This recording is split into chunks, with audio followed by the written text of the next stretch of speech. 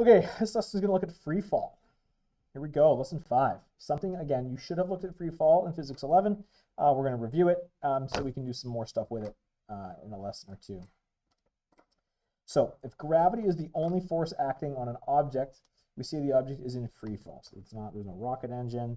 It's the only force acting as it moves through the air, it's on free fall. So the term is a bit misleading since a rising object is also in free fall. A rising object also in free fall as it rises, assuming that that rising object has no force acting on it other than gravity.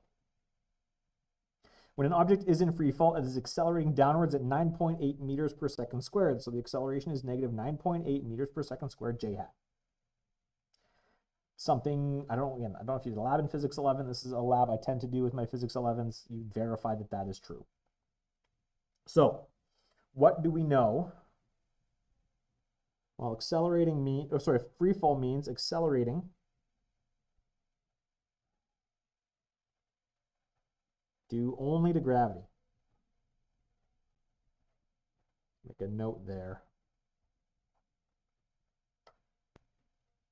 So here we go. I'm going to fill in the key facts about these projectiles, something you should have looked at in grade 11.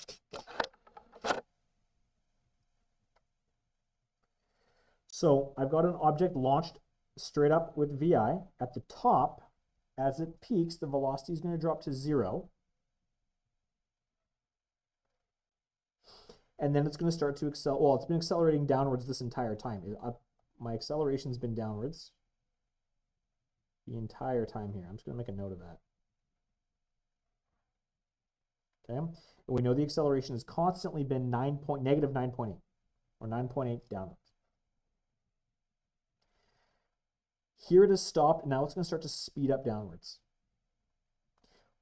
I don't know if you looked at this last year, but one of the things that's an interesting little fact is that once the object is because the acceleration is constant the entire way through here, once my object is level with where it was launched from, the speed is the same. It just has a different direction. So the velocity is equal and opposite. So it's going to be, the velocity at this point is going to be equal to negative whatever my initial velocity was. The time to get to this point is going to be, if I call this time top, to get from here to here, because the acceleration is constant, is going to be the same amount of time it takes to get from here to here. So I'm going to call this 2 t top. And at this point, my displacement is 0 because it's level. It started here and it ended here, as far as, looking just at that. But now it's going to keep going downwards. This thing was thrown upwards from some height. We'll call this h. The only thing we know that just before impact, the displacement is, because it's downwards, it's negative h j hat. And that should be meters. That's all we know. We can calculate the rest of these things once we know a few more pieces of information, but that's it. So let's do what would be review from last year. A projectile is thrown up and leaves the thrower's hand at 10 meters per second. How long does it take to reach the top of its trajectory? Well, we know a few things. At the top, V final is going to equal 0. We know that it's been accelerating this entire time, negative 9.8 meters per second squared. We're told that the initial velocity was 10 meters per second. And we want to find t. Well, we can just use one of our kinematic equations. Vf equals Vi plus at. So Vf is 0, Vi is 10, the acceleration is negative 9.8, and I want to find t. So t is going to equal negative 10 divided by negative 9.8. T is going to equal 1.02 seconds, and that is something you should have looked at. Flip the page.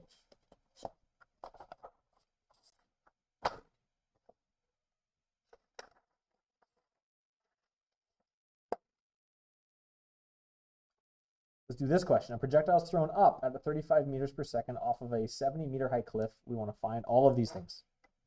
So the first thing we're going to do is we're going to draw the problem. Here's my cliff.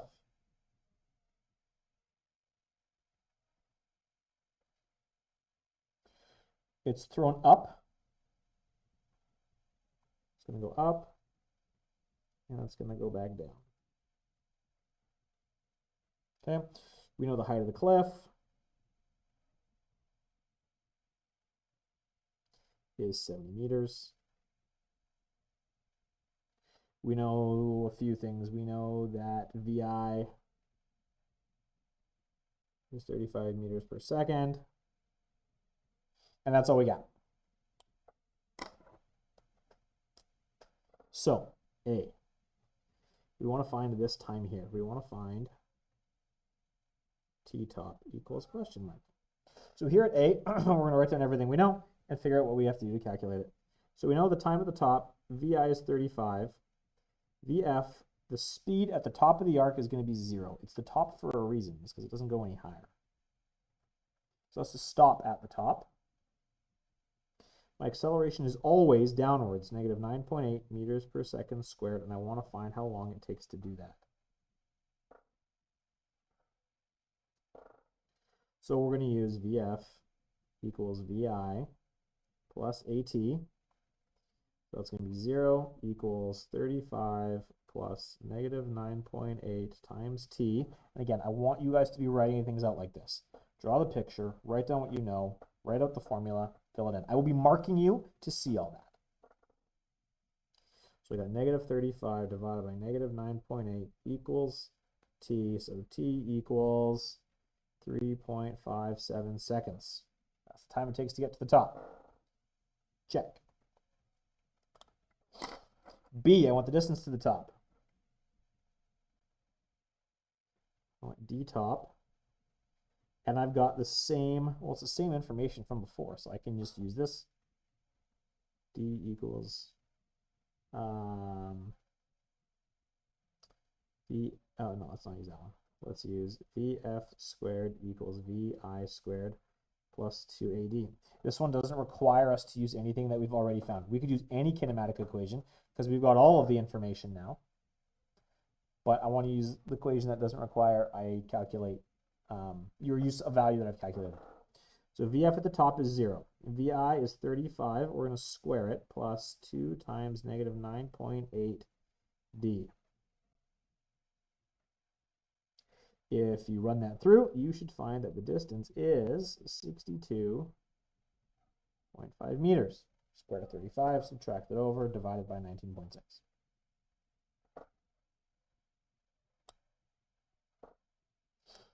So that's B, the distance to the top. The maximum height above the ground, well, that's just going to be this distance here, which we found to be 62.5 meters, plus all of this. So C, max height, is going to be 62.5 plus 70 is 132.5 meters. Done. We want to find the time. Let's switch colors again. Let's go D. The time to fall from the top to the ground. So let's write out what we know. We know at the top now, we're changing what's going on here. So now we start at the top. So make a note, top to ground. At the top, VI is 0. The acceleration is negative 9.8 meters per second squared. To fall to the ground, my displacement is going to be negative. It's going down, 132. Excuse me. 0.5 meters. I want to figure out the time.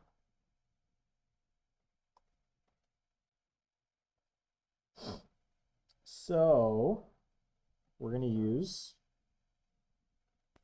we've got D, we've got A, we've got VI, we're looking for T, so we're going to use this equation here. D equals VIT plus 1/2 AT squared. That's 0.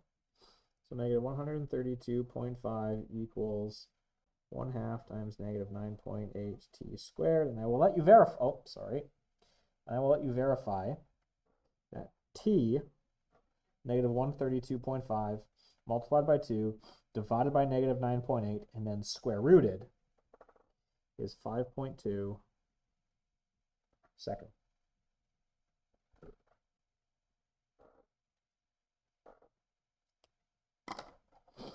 And I'm going to grab blue. Let's go do E right there. E says total flight time. Right there. So that's going to be, total flight time is 5.2 seconds plus the time to the top, which we found in A, plus 3.57 seconds. So that's going to give us a grand total of 8.77 seconds. And just for fun, we're going to add part H. Sorry, part F. We want impact speed. So I'm going to do that in black. We're going to do that right here.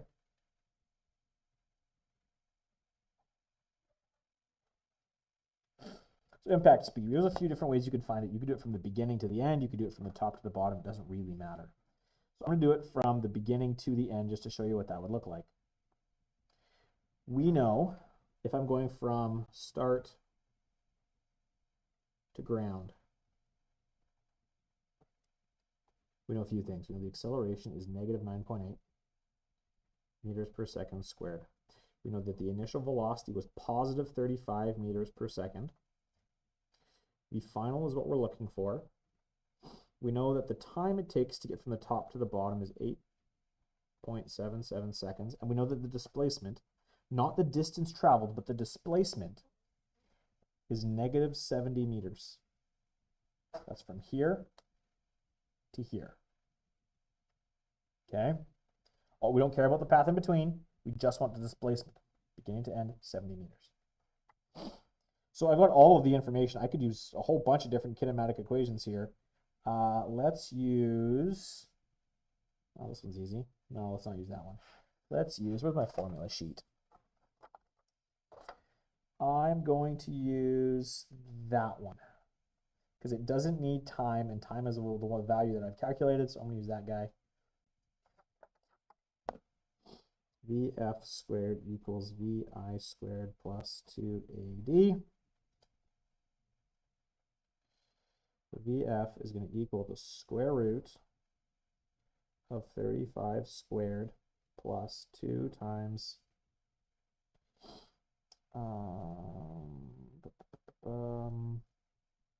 right, acceleration is negative 9.8. Displacement is negative 70. That's going to give us, if you run that through your calculator, 35 squared plus 2 times 9.8 times 70. Square root that, and I get 50.96 meters per second.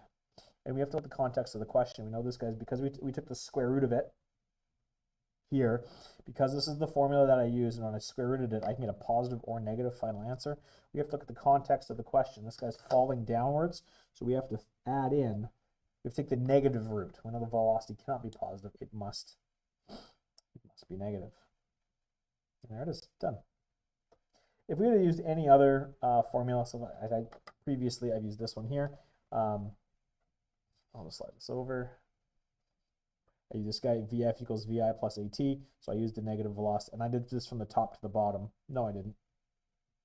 Yeah, I did this from the top to the bottom. So it was 5.2 seconds to fall from the top to the bottom. The initial velocity was 0, and there was my acceleration. That's what I found.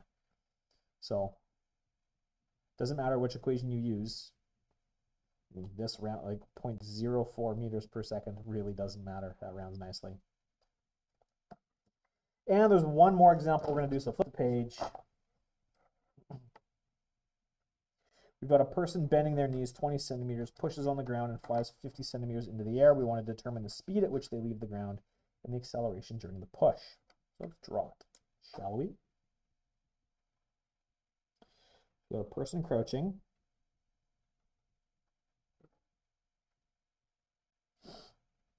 eventually they're going to be right here, straight, and then they're going to leave the ground.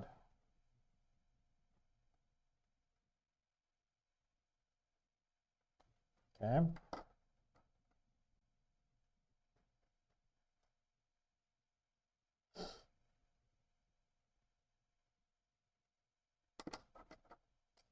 So this references the bending of the knees 20 centimeters and then pushing on the ground. And then, you know, just before takeoff. This part here is where they've now flown 50 centimeters into the air and stopped. Oh, peak of the jump, right? So we're going to write out what's going on here. We want to find the acceleration during the push and the speed at which they left the ground. So to do part A first, we're going to ignore the push part and we're just going to look at this. We want to know what the speed was at this point here. So we want my initial velocity is what we're looking for. My final velocity is 0 because it's the max height of the jump. We know the displacement is 50 centimeters, which we're going to convert into meters right away. 0.5 meters. And we know that the acceleration, because at this point in the pink section here, this guy's in free fall. So acceleration is negative 9.8 meters per second squared.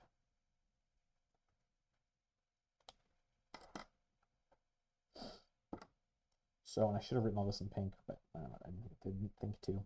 So I can see here that this is the formula that I'm going to have to use. VF squared equals VI squared plus 2AD. VF is 0. VI is what we're looking for. Plus 2 times negative 9.8. And it's going up 50 centimeters, so that's half a meter. So VI is going to equal the square root. The 2 and the half are going to cancel, and then add the 9.8 over. So I'm going to get the square root of 9.8, which is 3.13 meters per second. So that was the speed at which this person left the ground. So that's part A. Part B says find the acceleration during the push. So now we're going to go over here, we're going to look at part B. Well, what do we know from part B? To get from here to here, we know that they displaced themselves upwards 20 centimeters, which I'm going to convert right away to 0.2 meters. The acceleration is what we're looking for. Here, the initial velocity was 0. And here in the red circle, the final velocity is going to be the same as the initial velocity from the previous part. So this VI becomes the final velocity for the push portion.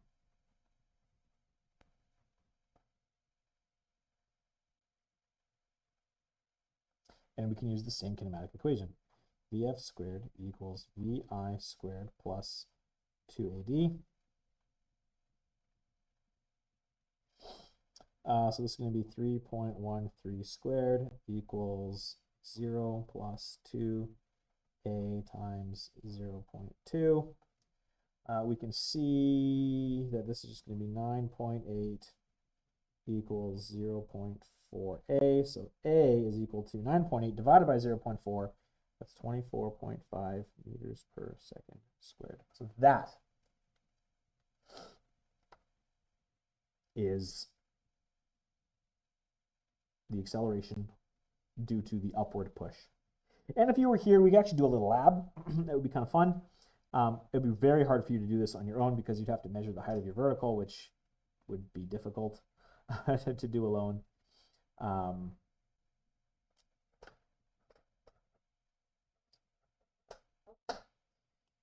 But yeah, there we go.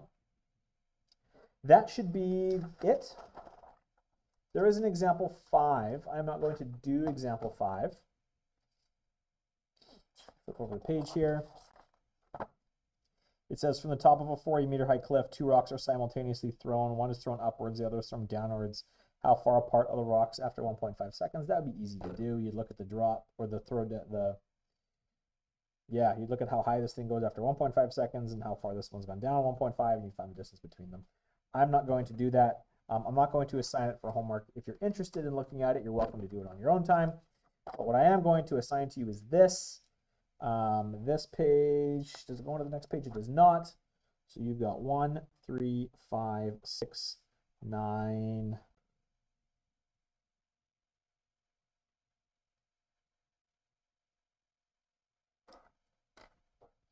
Which section is this? Oh, you're right. This is just free fall stuff.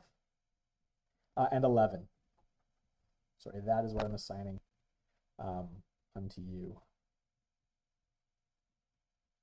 Oh, and 14. 14 is a multiple choice question. You don't have to explain anything. You just have to think about what the physics is, stuff that we've talked about already, and answer A, B, C, or D. That's your homework. As always, if there's questions, please feel free to ask, and I will see you later.